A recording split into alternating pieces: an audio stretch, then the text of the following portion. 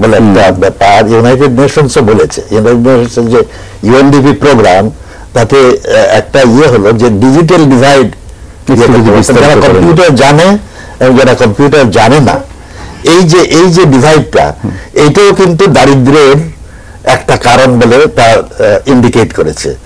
এবং যারা computer, doctor Rasel যেটা আগে বললো, যে কম্পিউটার জানাটা ডিজিটাল ডিভাইড কমানোর পক্ষে একটা প্রচেষ্টা। হ্যাঁ, আপনার কথাটা শুনে মনে পড়লো, আমি একটা অদ্ভুত টি শার্ট দেখেছি কলকাতা শহরে। পৃথিবীতে 10 ধরনের লোক আছে, 1 যারা কম্পিউটার জানে, 2 যারা কম্পিউটার জানে না। মানে 1 আর 0 মিলে এরকম কিছু মজা হয়েছে। আমরা প্রযুক্তিগতভাবে যে কাজগুলো করেছি সেটা একটু বলি, তাহলে সবাই জানতে পারবেন। আপনারা সকলেই যারা যে কম্পিউটার নিয়ে কাজ করেন, তার মূল একটা জায়গা হচ্ছে অপারেটিং সিস্টেম। এবং অপারেটিং সিস্টেম 2 ধরনের অপারেটিং সিস্টেম আমরা সাধারণত ব্যবহার করি, ইউনিক্স বা লিনাক্স এবং উইন্ডোজ। এই 2 ধরনের এছাড়াও আছে, কিন্তু মূলত এই দুটো সবচেয়ে বেশি জনপ্রিয়। আমি একবার ইন্টারাপ্ট করছি, এই যে লিনাক্স, ইউনিক্স এবং উইন্ডোজ, এই দুটোর মধ্যে বোধহয় চরিত্রগত একটা তফাৎ আছে। মানে একটা আন্তর্জাতিক কোম্পানির মোটামুটি মুনাফা তৈরি করার জন্য তৈরি, আর একটা বোধহয় তা নয়। এই দুটো এটা একটু অতি সরলীকরণ হয়ে যাবে। মুনাফা তৈরি করার জায়গা থেকে আমি বলবো না। একটা যেমন উইন্ডোজটা একটা কোম্পানির প্রোপ্রাইটারি সফটওয়্যার, মাইক্রোসফট। আর ইউনিক্স বা লিনাক্সের কথা বলি, লিনাক্সের যে আন্দোলনটা শুরু হয়েছিল সেটা ওপেন সোর্স বলে শুরু হয়, এবং স্টলম্যান তার মানে প্রবক্তা। কিন্তু এক্ষেত্রে লিনাক্সেও কিন্তু লিনাক্স ওপেন সোর্স বলতে কি, যে সোর্স প্রোগ্রামটা থেকে তৈরি করা হয়, সেই সোর্স প্রোগ্রামটা আমি যে প্রোগ্রাম থেকে নিয়ে তৈরি করলাম, করে যেটা আমি তার উপর বাড়তি যোগ করলাম, নতুন জিনিস যোগ করলাম, সেটা আবার সকলের ব্যবহারের জন্য তুলে দিলাম। এবার কোনো ছাত্র যদি তার উপর বা কোনো গবেষক যদি তার উপর আরো পরিমার্জন করতে চান, তিনি সেটাকেই নিয়ে আবার পরিমার্জন করতে পারেন, তুলে দিচ্ছেন। কিন্তু এটার উপর ভিত্তি করে অন্তত 60 ধরনের লাইসেন্সিং স্কিম আছে লিনাক্সের ক্ষেত্রে। কাজে তার মধ্যেও কিন্তু প্রোপ্রাইটারি ব্যাপার আছে। হ্যাঁ, প্রোপ্রাইটারি ব্যাপারে সুযোগ রয়েছে, সেটা অনেক বিস্তারিত আলোচনায় চলে যায়। আমাদের সময় খুব সেটাই যাচ্ছি।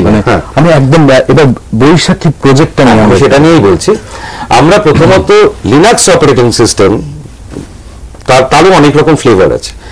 উবুন্টু হচ্ছে একটা ফ্লেভার। সেই উবুন্টু 8.04 এর ওপর আমরা সেটাকে বাংলায়, যাতে বাংলা এবং ইংরেজিতে দুটোতেই যাতে লোকে কাজ করতে পারে, সেই ধরনের একটা অপারেটিং সিস্টেম সকলের জন্য আমরা রিলিজ করেছি। সেইটার আমরা নাম দিয়েছি বৈশাখী লিনাক্স। এতে আমরা ওই দেখুন, ওখানে যেমন হিসেব করা যাচ্ছে, মানে হিসেব এক্সেল শিটে যেমন আমরা হিসেব করি, সেই হিসেব কিন্তু বাংলাতেও করা যাবে, ইংরেজিতেও করা যাবে, দুটো মিশিয়েও করা যাবে।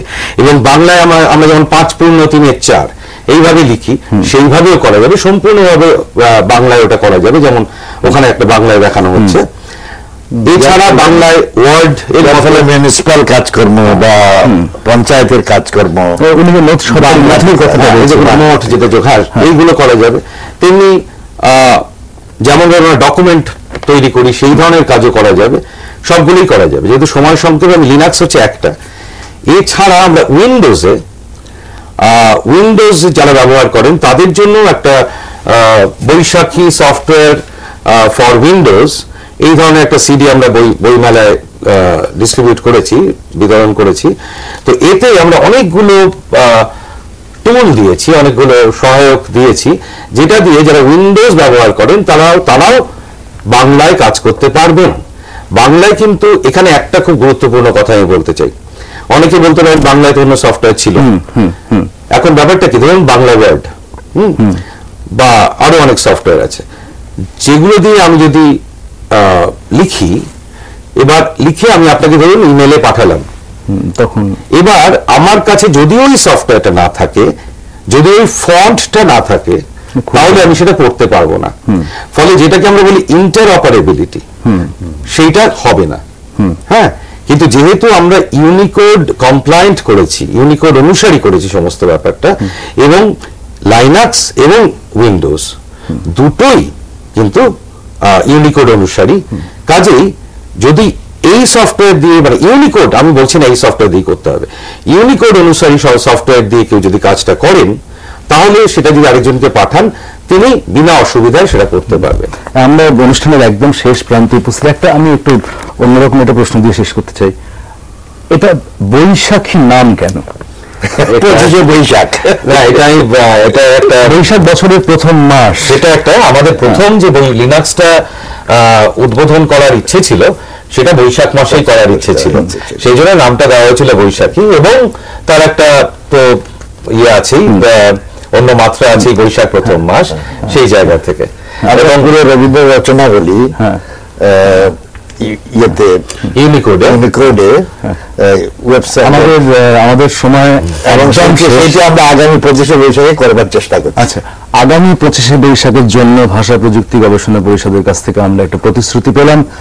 উইন্ডোজ কথাটির অর্থ যদি বাতায়ন করি, তাহলে একদিন সমস্ত বাতায়ন খুলে যাবে এবং ইন্টারনেটের মাধ্যমে যে সারা পৃথিবীতে যোগাযোগ, সেই যোগাযোগের মধ্যে নিজের মাহাত্ম্যে স্থান করে নেবে বাংলা।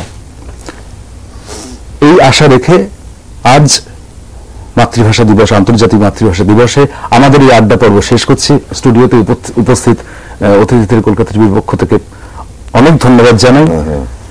এরপর আমরা আবার চলে যাব হেডলাইন্সে। আপনারা দেখছেন কলকাতা টিভি, রাত দিন 7 দিন।